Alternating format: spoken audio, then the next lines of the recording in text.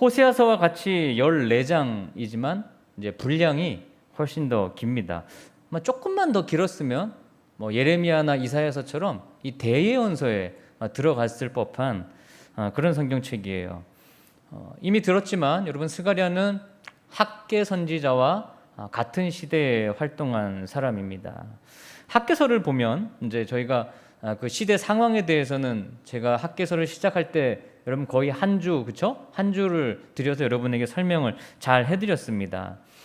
학개의 설교를 듣고 백성들이 6째 달 24일에 성전을 다시 짓는 일을 시작했습니다. 그리고 7째 달 21일에 했던 그 학개의 설교 내용이 뭐였냐?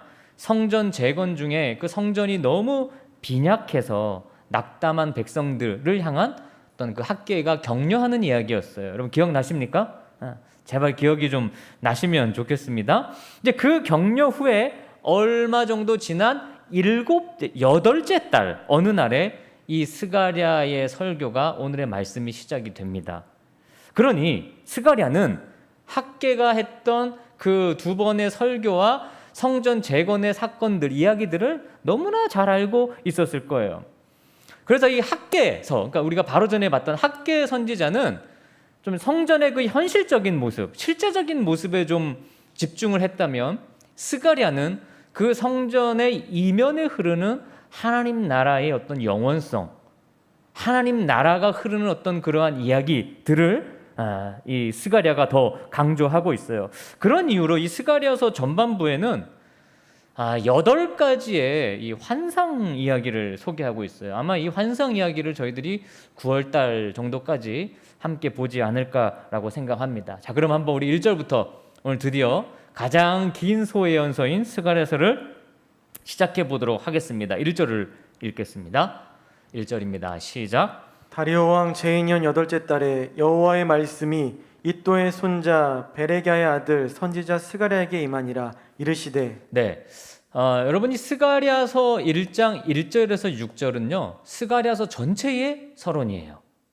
그러니까 전체의 내용을 요약한 그런 주제다라고 여러분이 생각하시면 됩니다. 자, 먼저 1절은 스가랴를 소개하고 있죠. 재밌는 것은 학개서에서 학개는 그 가족에 대한 언급들이 전혀 없었던 것에 비해서 스가랴는 꽤 자세히 설명하고 있어요. 이또의 손자 베레기야의 아들, 그가 스가랴다. 여러분, 이 이또는 때가 된다, 때가 되면, 어떤 때가 찼다, 하나님의 때가 되었다라고 하는 그 이름의 뜻을 가지고 있고요. 그 다음에 베레기야, 발음하기도 어려운데 이 베레기야는 하나님께서 복을 주신다라는 의미입니다. 하나님이 은혜와 복을 주신다. 그리고 스가랴는 하나님이 기억하신다. 어려운 때에 하나님이 그를 기억한다. 그러니까 기억한다라는 뜻을 가지고 있어요. 저는 이 가족의 이름만 봐도 막 은혜가 밀려왔어요. 이 뜻을 이렇게 풀이하면서 왜 그렇습니까? 하나님이 우리를 기억하셔서, 여러분 각자 기억하셔서 어떤 때가 되면 우리에게 복을 주신다는 의미예요. 그래서 이 학개의 가족은 소개가 없는데 스가랴의 가족의 이름은 굳이 소개해야 되는 어떤 이유가 있었을 텐데, 저는 그 이유 중에 하나가 이 이름의 뜻이 저희들에게 주는 메시지가 있다고 생각을 합니다. 하나님은 절대 우리를 잊지 않으세요. 이건 성경의 어떤 복음이에요. 성경의 이야기예요. 사람은 있습니다. 여러분, 부모도 자식을 죽으면 잊어요. 사람이 어떻게 죽었는데 사람을 기억합니까? 그러나 하나님은 우리를 잊으실 수 없습니다. 그리고 이 세상에는, 우리 인생에는 때가 있어요. 어떤 때가 있는 거예요. 학생 때가 있고, 또 성인이 되는 때가 있고, 또 우리 인생에 어떤 일들이 일어나는 그런 때가 있는 거예요. 하나님이 정하신 때. 여러분, 그것을 믿으면서 오늘을 삽니다. 그것 때문에 오늘의 힘든 일도 우리는 견디며 삽니다. 그 하나님의 때에 하나님은 우리들에게 복을 주시고 은혜를 주십니다. 이건 내가 생각하는 그런 복이 아니라 하나님이 계획하신 복이에요. 그래서 스가랴서를 이제 읽어가면서 이거에 여러분 집중하세요. 하나님이 우리를 기억하고 계시며 하나님의 때가 되면 우리에게 은혜와 복을 주신다. 그게 어떤 내용일까? 어떤 이야기일까? 이것을 스가랴서를 통해서 여러분이 아시면 좋을 것 같습니다. 하나님은 여러분을 기억하시며 때가 이를 때마다 복으로 함께 하실 것입니다. 할렐루야. 너무나도 선명한 말씀이에요. 너무나도 우리에게 위로가 되는 그런 은혜의 말씀입니다. 2절입니다. 2절 시작. 여호와가 너희 조상들에게 심히 진노하였느니라. 네, 아니 스가랴서를 시작하는데 이 스가랴가 설교하는데 자기의 가족에 대한 소개를 한 다음에 갑자기 조상들에게 하나님이 진노하셨다라고 하는 이야기를 하고 있어요. 여러분, 지난 학개서 2장에서 저희들이 봤지만 성전을 짓던 백성들, 특히 노인들을 중심으로 과거에 집착하는 모습을 보였어요. 과거에 그 화려했던 이스라엘의 예루살렘 성전, 그 화려했던 때, 그때의 길을 기억하는 거예요. 근데 하나님이 노하여 멸하신 그 옛 성전인데, 아니 이것을 백성들은 그리워했단 말이에요. 그 성에서 이루어졌던 참 밝힐 수 없는 그런 은밀한 죄들, 하나님 아닌 것을 섬겼던 우리 인간의 모습들, 이런 것들이 있음에도 불구하고 자꾸 옛날 생각만 해요. 옛날 그때가 좋았는데. 그래서 하나님이 뭐라고 하셨어요? 학개서에서 너희들 과거를 한번 생각해봐라. 니네 마음대로 생각하지 말고 말씀에 근거해서 과연 그때가 옳은 때였는지 잘 한번 생각해봐라. 사랑하는 여러분, 우리의 이 죄는 뭐 과거의 죄든 지금의 죄든 모호하지 않습니다. 죄는요 분명해요. 분명한 거예요. 그러니까 조상들의 죄는 너무나 확실한 거예요. 하나님은 그것에 진노하셨고 그것을 제대로 생각하여 고려하지 않고 얼렁뚱땅 지나간다면 지금의 너희들에게도 하나님은 진노하실 수밖에 없다라는 것을 이 스가랴가 말씀하고 있는 거죠. 그러니까 여러분, 회개를 하더라도, 오늘 장로님께서 회개에 대한 기도를 하셨는데 회개를 하더라도요 애매하게 하지 마세요. 회개는 애매한 게 없는 거예요. 과거의 죄악 가득한 나의 삶에 대해 그리워하거나 그것을 모호하게 정리하고 적당히 넘어가려고 하지 마십시오. 회개는 그 무엇보다 철저해야 되고 정확해야 됩니다. 하나님이 지금 이스라엘 유다 백성들에게 그걸 원하고 계신 거예요. 왜 자꾸 과거로 가려고 하냐? 정리해라. 완벽하게 정리해라. 그렇지 않으면 과거에 진노하셨던 하나님께서 지금도 얼마든지 오늘 또한 진노하실 수 있다는 거죠. 오늘 말씀의 제목이 선한 말씀, 위로하는 말씀인데 반드시 이것은 철저한 회개를 통해서만 이루어지는 거예요. 그러니까 철저한 회개 없이 무슨 하나님으로부터 선한 말씀이 오고 위로하는 말씀이 오는 게 아니라는 것입니다. 과거는 정리해라. 자, 3절입니다. 3절 말씀을 읽습니다. 시작. 그러므로 너는 그들에게 말하기를 만군의 여호와께서 이처럼 이르시되 너희는 내게로 돌아오라. 만군의 여호와의 말이니라. 그리하면 내가 너희에게로 돌아가리라. 만군의 여호와의 말이니라. 여러분, 여호와께 돌아오라라는 것은 소예언서 전체의 주제죠. 그렇죠? 그리고 이전에 봤던 학개서도 마찬가지입니다. 학개서 2장 17절 말씀을 보면 만군의 여호와가 말하노라. 내가 너희 손으로 지은 모든 일에 곡식을 마르게 하는 재앙과 깐부기 재앙과 우박으로 쳤으나 너희가 내게로 돌이키지 아니하였느니라 라고 학개가 막 선포하면서 한탄을 했어요. 여러분, 요즘 심각한 것 중에 하나가 뭡니까? 기후재앙입니다. 기후재앙. 이거 엄청 심각합니다. 다시 돌이킬 수 없는 지점을 이제 지나고 있죠. 그래서 앞으로 뭐 한 10년이 지나면 이제 그 크로스 라인을 지나버린다고, 다시 돌이킬 수 없는 선이라는 거고, 어떤 학자들은 이미 그 선을 지났다고 그렇게 얘기하는 과학자들도 너무나 많습니다. 질병의 재앙. 근데 이런 것들이 와도 이 사람들은, 인간들은 하나님께 진정으로 돌이키지 않는데요. 그러면서 안타까워하는 거예요. 그러니까 학계의 시대나 우리 시대나 뭐 별반 다르지 않아요. 아니, 그냥 모든 인간의 시대가 다 그랬던 것 같아요. 사람이 살아가는 모든 시대에 인간들은 이렇게 어리석게 살았던 것 같아요. 여러분, 코로나가 점점 진화하고 발전해도 우리들이 바라는 건 뭐예요? 빨리 코로나 이전으로 돌아가고 싶다라는 거예요.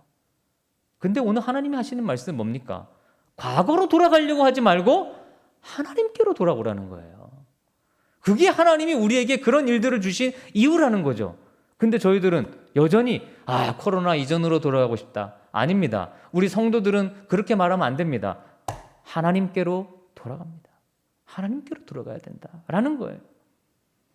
하나님께서 이 땅에 아픔을 주시는 이유는 과거로 돌아가는 것이 아니라 하나님의 말씀으로 돌아오라고 하는 것입니다.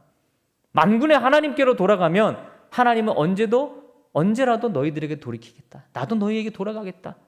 라고 아주 우리에게 귀한 약속을 주시고 있죠. 하나님은 우리에게 돌아오셔서 우리를 기억해 주시고 때를 따라 돕는 은혜로 채우신다. 그러니 여러분 과거로 코로나 이전으로 돌아가려고 하지 마시고 하나님께로 돌아가시기를 축원합니다. 너무나 오늘 우리에게 주시는 중요한 메시지인 것 같아요. 여러분 지금 이 스가랴의 시대는 이미 공부했지만 포로기 이후의 시대입니다. 그런데 자꾸 이 사람들이 저 포로기 전으로 돌아가고 싶어 해요. 왜냐? 포로기 전엔 가진 게 많았잖아요. 지금 포로기 이후에는 별로 없어요. 아직 정착이 제대로 이루어지지 않은 때란 말이에요. 하나님은 분명히 말씀하십니다. 하나님께 돌아와라. 이전을 그리워하지 말아라.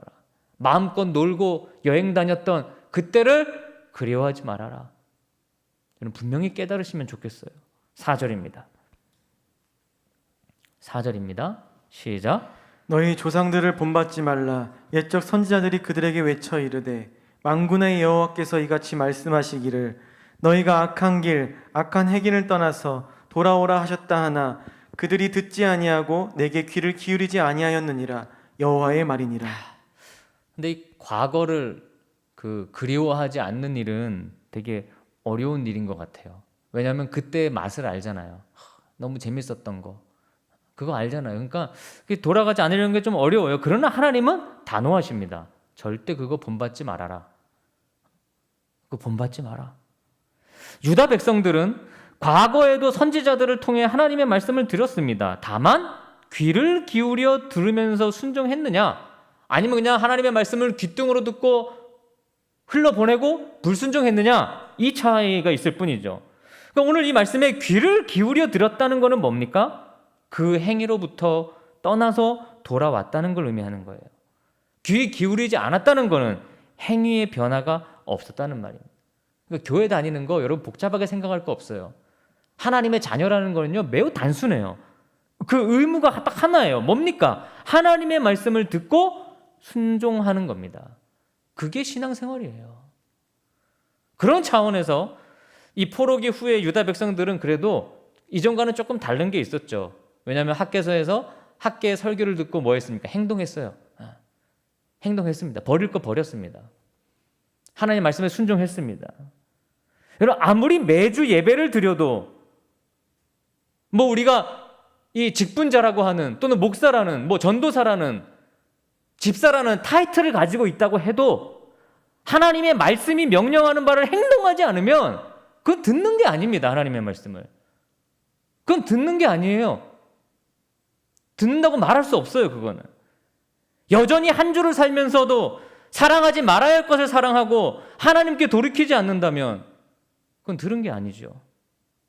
결국 이 세상이 멸망하는 이유도 재앙의 이유도 한 가지입니다. 그분의 말씀을 귀 기울여 듣지 않고 순종하지 않은 이유입니다. 그것이 오늘날 세상을 점점 더 망하게 하는 그런 길인 거죠. 오늘날 그리스도인들은요 행동하지 않습니다. 듣는 바와 추구하는 바가 다릅니다. 들을 땐 이렇게 듣는데 세상에 나가서 군생활할 때 추구하는 바는 방향이 다릅니다. 이렇게 예배와 구분된 행동이 이 땅과 교회를 멸망시키고 있습니다. 하나님은 과거 조상들이 바로 그 점에서 실패했다. 그 점에서 실패했다. 그 부분을 너희들 잘 생각해 보고 절대 그 길로 돌아가지 말 것을, 여호와께 돌아올 것을 오늘 스가랴를 통해 명령하고 있습니다. 이것이 스가랴서 전체의 주제입니다. 여호와께 돌아온다는 것은요 듣고 행하는 겁니다. 듣고 행하는 거. 5절입니다. 5절 말씀 시작. 너희 조상들이 어디 있느냐 또 손자들이 영원히 살겠느냐. 여러분 이 5절 너무도 우리 인간의 본질을 잘 설명하고 있는 말씀이에요. 너희들이 회복하고 싶은 따라가고 싶은 그 조상들이 어디 있느냐? 또 그 조상들이 듣던 그 말씀을 전했던 선지자들이 지금 어디 있느냐? 이게 무슨 말입니까? 이게 무슨 의미죠? 말씀을 전하던 선지자들조차도 영원히 살 수는 없습니다. 이 인생이라는 거를요. 그럼에도 이 말씀이 전하고자 하는 바는 뭡니까?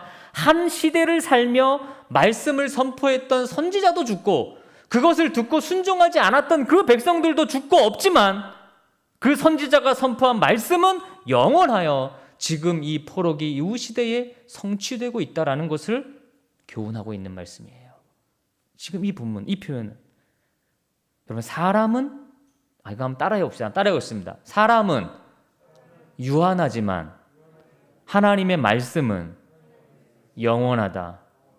이걸 얘기하는 것입니다. 설교하고 있는 저도 곧 죽을 수도 있습니다.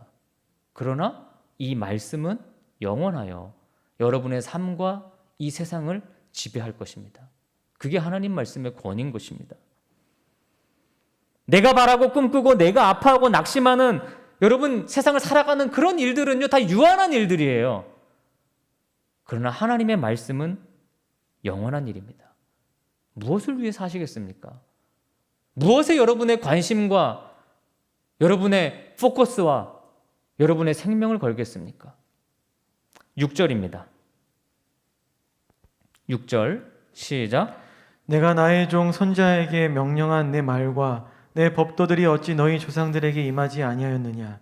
그러므로 그들이 돌이켜 이르기를 만군의 여호와께서 우리 길대로 우리 행위대로 우리에게 행하시려고 뜻하신 것을 우리에게 행하셨도다 하였느니라. 같은 맥락의 말씀이죠. 살아온 삶대로 우리가 한 행위대로 하나님의 법이 집행되는 것을 말씀하고 있습니다. 그렇기에 하나님의 법은 성경 말씀은 편파적이지 않고 또 정치적이지 않습니다. 너무너무 공평합니다. 듣고 바르게 살고 바르게 행하는 그런 자들에게 적용되는 법인 거예요. 이 바르다는 게 뭡니까? 하나님의 말씀 안에 답이 있는 거죠. 성전을 다시 지으면서 너무 낙심한 거잖아요. 작아서. 그렇게 과거를 바라보는 백성들에게 스가랴는 학계에 이어서 다시 한번 이 이야기를 전해주고 있어요. 과거로 가지 마라. 하나님께 돌아오라. 옛날을 다시 꿈꾸지 말고 하나님께 돌아가라. 사랑하는 여러분, 또다시 말씀드립니다. 스가랴 1장은 계속 이걸 강조하기 때문에 하나님께로 어서 돌아가십시오. 과거를 생각하지 마시고 이전에 그리웠던 거, 교회에서 맛있게 밥 먹었던 거 그런 거 생각하지 마시고 하나님께 돌아가려고 애쓰십시오. 자, 스가랴서의 전체 서론인 이제 6절까지를 저희가 읽었어요. 자, 이 6절까지의 내용을 여러분이 이제 계속 기억하면서 앞으로 스가랴서 나머지 굉장히 긴 분량인데 그 부분을 따라오시면 되겠습니다. 여러분 스가랴서 1장에는 이제 환상 이야기가 시작되는데 스가랴서 1장에는 2개의 환상이 기록이 되어 있고 그다음에 2장에 3번째 환상이 기록되어 있습니다. 첫 번째 환상은 화석류 나무 사이의 선자 환상이고 두 번째 환상은 네 뿔과 대장장이 환상인데 지금 시간이 이 2개를 다 설명할 시간이 제가 볼 때 안 될 것 같아요. 그래서 오늘은 첫 번째 환상까지만 하고 다음 주에 1장의 두 번째 환상과 2장의 세 번째 환상을 보도록 하겠습니다.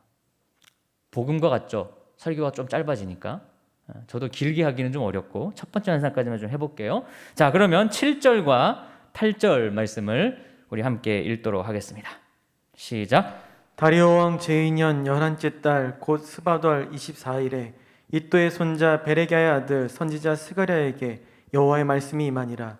내가 밤에 보니 한 사람이 붉은 말을 타고 골짜기 속 화석류 나무 사이에 섰고 그 뒤에는 붉은 말과 자줏빛 말과 백마가 있기로. 여러분 첫 번째 환상이 이게 1장 17절까지 이어지는데요. 여러분 여기 8절에 언급되는 것이 이제 한 사람이 붉은 말을 타고 골짜기 속 화석류 나무 사이에 서 있다. 그 뒤에 붉은 말과 자줏빛 말과 백마가 있다. 여러분 참 저희가 금요일 날 금요기도회 때 다니엘서 보잖아요. 이제 다니엘서가 지난주 6장이 끝나고 7장이 시작되는데 7장부터가 환상 이야기거든요.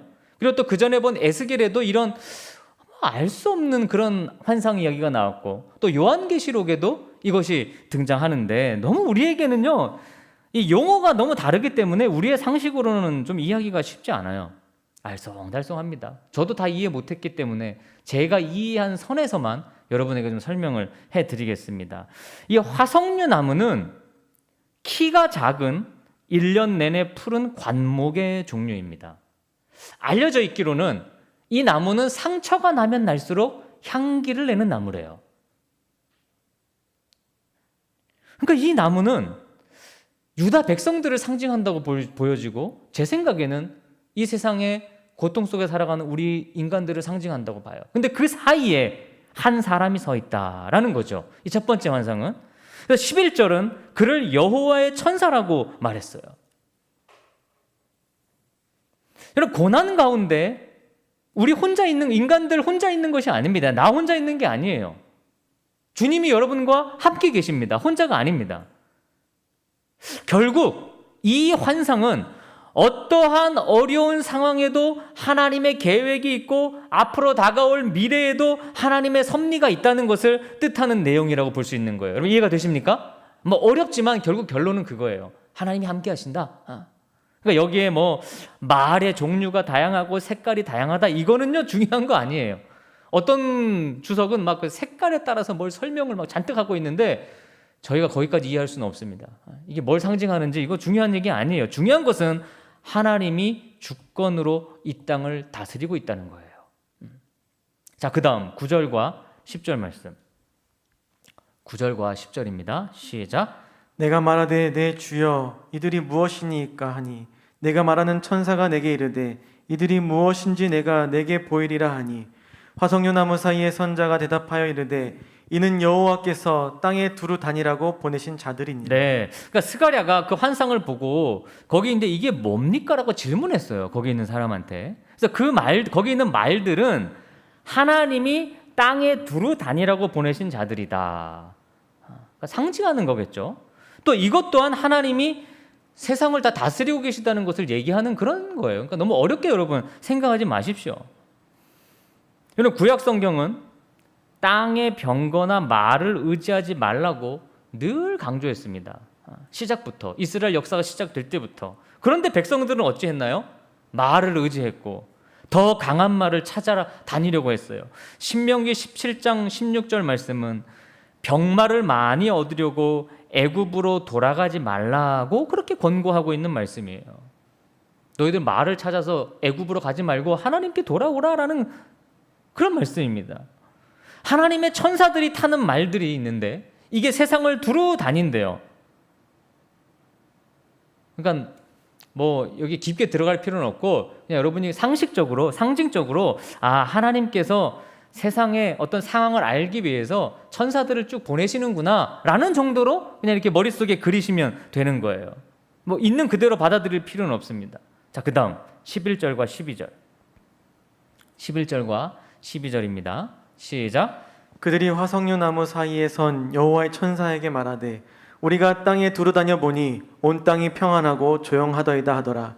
여호와의 천사가 대답하여 이르되 만군의 여호와여 여호와께서 언제까지 예루살렘과 유다 성읍들을 불쌍히 여기지 아니하시려 하나이까?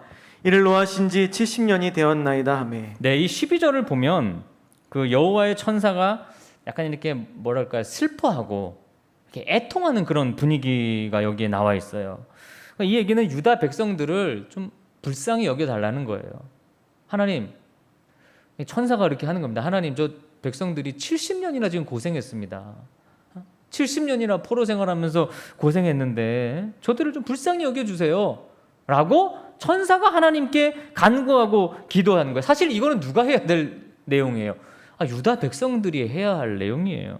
근데 그걸 천사가 하고 있습니다. 저는 이 말씀을 보면서 로마서 8장 26절 말씀이 저에게 탁 다가왔어요.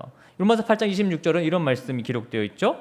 이와 같이 성령도 우리의 연약함을 도우시나니 우리는 마땅히 기도할 바를 알지 못하나 오직 성령이 말할 수 없는 탄식으로 우리를 위하여 친히 간구하시느니라.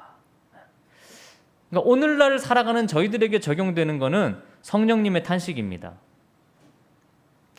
마땅히 저희가 우리의 죄악 때문에 탄식하며 기도해야 함에도 그렇지 못한 연약함을 가지고 누가 우리를 대신해서 기도하고 있습니까? 성령님께서 어떻게 탄식하면서 기도하고 있는 거예요. 내 옆에서 하나님 이제 좀 이 불쌍히 여겨주세요. 자기 죄를 모릅니다. 연약합니다. 그 탄식이 우리에게 긍휼과 은혜로 다가온다는 거죠. 저희는 이것을 부인할 수가 없어요. 여러분 주위를 조금만 둘러보고 내 안에 얼마나 죄가 많은지 조금만 살펴본다면 우리는 매 순간 하나님께 탄식하지 않고는 살 수 없는 사람들이에요. 그렇지 않습니까? 그런데 너무 교만해서 죄악에 물들어서 그것을 생각조차 하지도 못하고 있다는 겁니다. 바로 유다 백성들처럼 말입니다. 그럼에도 하나님은 그렇게 불쌍하고 연약한 저희들을 오늘도 사랑하셔서 끊임없이 말씀하고 계세요. 70년이나 지나도 깨닫지 못하는 유다 백성들을 긍휼히 여기셔서 학개나 스가랴를 통해 말씀해 주셨듯이 오늘 또한 우리를 다시 긍휼히 여기셔서 이 복된 주일에 하나님의 말씀을 우리들에게 또 얘기해 주고 계시는 거예요. 13절입니다. 13절 시작. 여호와께서 내게 말하는 천사에게 선한 말씀, 위로하는 말씀으로 대답하시더라. 여러분 감사하지 않습니까? 그렇게도 헛된 길로 나아가는 우리들에게 하나님이 선한 말씀을 주시고 위로하는 말씀을 해주신다. 너무 감사해요. 하나님 앞에 설 때마다 부끄러움을 금할 수 없어요. 알 바도 모르고 마땅히 가야 할 길도 모르는 우리에게 여전히 선하고 위로하는 말씀으로 함께 해주십니다. 근데 여기서 이 선하고 위로가 가득하다는 것은 바로 하나님의 말씀이기 때문에 그런 거예요. 이게 무슨 내 귀에 듣기 좋아서 내 마음에 듣기 좋아서 선하고 위로가 많은 게 아니라 살아계신 하나님의 말씀이기 때문에 선하고 위로가 많은. 시편에 많이 나오는 다윗의 고백을 통해 보면 하나님의 말씀은 선하고 정직하고 순결하고 위로가 가득하다고 했어요. 왜 그렇습니까? 다윗이 자기 마음에 합해서? 아니에요. 그냥 하나님의 말씀이기 때문에 그런 겁니다. 성경 말씀이기 때문이에요. 그 선한 말씀과 위로의 말씀을 오늘 우리에게 또 주시고 있습니다. 단식하지 않고 방황하는 우리에게 더 이상 무슨 말이 필요한가요? 오늘 우리는 하나님께 또 이것에 대해 감사할 수밖에 없겠죠. 우리는 오늘 듣고도 예배가 끝나면 곁길로 가겠죠. 행동하지 않겠죠. 그 절망, 그 괴로움, 여러분 이것이 신자가 가지는 너무도 마땅한 감정입니다. 이 감정이 없다면 여러분들은 신앙생활을 제대로 하고 있지 않은 것입니다. 오늘도 하나님 말씀에 순종하지 못한 그 처절한 아픔이 우리 안에 많은 채로 이 자리에 오셨어야 하는 거예요. 이 싸움이 없다면 우리에겐 그리스도인으로서의 마땅한 싸움을 싸우고 있지 않는 것입니다. 그냥 세상에 휩쓸려 편하게 살아가고 있는 거죠. 오늘 하나님의 선한 말씀에 반응하십시오. 오늘 하나님이 주시는 위로의 말씀에 따라 여러분 행동하십시오. 듣고 행동하는 자에게 하나님은 상상할 수 없는 곳으로 함께 하시고 인도해 주실 것입니다. 마지막입니다. 14절에서 17절 말씀입니다. 14절에서 17절입니다. 시작. 내게 말하는 천사가 내게 이르되 너는 외쳐 이르기를 만군의 여호와의 말씀에 내가 예루살렘을 위하여 시온을 위하여 크게 질투하며 아니란 여러 나라들 때문에 심히 진노하나니 나는 조금 노하였거늘 그들은 힘을 내어 고난을 더하였음이라. 그러므로 여호와가 이처럼 말하노라. 내가 불쌍히 여김으로 예루살렘에 돌아왔은즉 내 집이 그 가운데에 건축되리니 예루살렘 위에 먹줄이 처지리라. 만군의 여호와의 말이니라. 그가 다시 외쳐 이르기를 만군의 여호와의 말씀에 나의 성읍들이 넘치도록 다시 풍성할 것이라. 여호와가 다시 시온을 위로하며 다시 예루살렘을 택하리라 하라 하니라. 하나님이 유다에게 이 70년이나 어려움을 주신 것은 하나님도 누누이 말씀하셨지만 이들을 미워해서 그런 것이 아닙니다. 너무 사랑했기 때문이에요. 마귀에게 빼앗기지 않으려고 하신 거예요. 하나님은 우리를 지키시기 위해 때로는 고통을 주십니다. 그러나 그 고난 가운데 내버려 두지 않으시고 함께 서 계시죠. 우리의 인생을 감찰하시고 섭리하십니다. 하나님이 이 백성들을 불쌍히 여기셔서 유다 백성들이 돌아와 성전 재건을 다시 시작할 수 있었던 것처럼, 그 70년의 세월을 끝냈던 것처럼 하나님이 우리를 한 번만 불쌍히 여기시면 우리들의 삶은 너무도 완벽하게 달라질 것입니다. 세상은 달라질 것입니다. 여러분, 우리에게 일어난 모든 일들은 하나님의 은혜로 된 것입니다.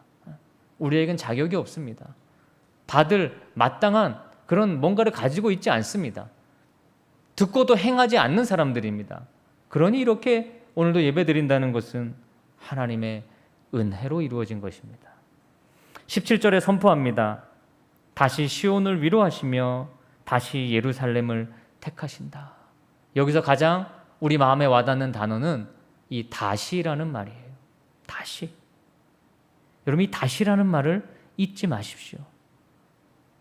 우리들이 고난 속에서도 향기를 낼 수 있다면, 말씀을 가지고 행동할 수 있는 것은 하나님께서 다시 나를 위로하시고 택해 주시기 때문입니다. 마땅히 단식하며 기도할 일에 그렇게 하지 못하는 우리를 긍휼히 여기시며 오늘도 다시 선한 말씀과 위로의 말씀을 우리에게 주고 계십니다. 그러니 우리는 더 이상 하나님을 외면해서는 안 됩니다. 하나님의 이 선한 말씀과 위로하는 말씀을 거부하고 행동하지 않는 그런 모습을 보여서는 안 됩니다. 붙잡아야 됩니다. 그것이 이 땅을 살아가는 유일한 살 길임을 여러분 잊지 마십시오.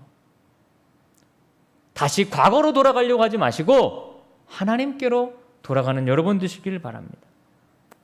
다시 과거로 돌아가려고 발버둥 치지 말고 오직 하나님께 돌아가려고 발버둥 치는 저와 여러분이 될 수 있기를 주님의 이름으로 축원합니다. 기도하겠습니다.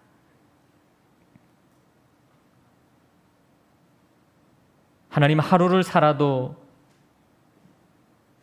마땅히 하나님께 드려야 할 탄식조차 알지 못하고 살아가는 저희들, 그저 코로나 이전의 삶이 그리워 그곳으로만 돌아가려고 하는 저희들, 그럼에도 우리를 불쌍히 여겨주셔서 오늘 또다시 은혜의 말씀, 진리의 말씀, 생명의 말씀 주시니 하나님 그저 감사할 뿐입니다. 우리의 인생의 모든 것이 하나님의 은혜였음을 고백하지 않을 수 없습니다. 영원하지 않은 것으로 목말라 했던 저희들, 이제부터는 영원한 말씀에 목마르게 하옵소서. 그리고 주님이 주신 말씀을 들고 행동하고 실천하고 순종하는, 결단하는 당신의 당당한 그리스도인들로 저희들을 세워 주시옵소서. 주님 너무 사랑합니다. 예수님의 이름으로 기도드렸습니다. 아멘. 여러분 있는 모든 자리에서